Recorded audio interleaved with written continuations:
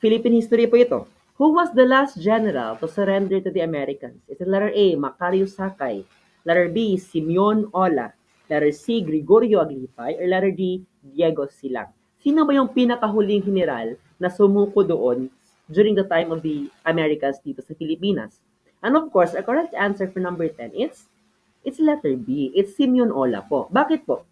Si Macario Sakay kasi, hindi natin pwedeng isagot. It's because siya po yung nagtatag of the Tagalog Republic o Republikang Tagalog po. Si Gregorio Aglipay naman, excuse me, siya po yung founder ng Aglipayan Church o yung Philippine Independent Church na siyang only living remnant during the Philippine Revolution. And of course, si Diego Silang na famous din, no? Siya po yung namuno doon sa pag-aalsa o sa himagsikan dyan naman po sa May Ilocos. But going back to the question, yung pinakahuling general na sumuko during the American occupation was Simeon Ola po yan.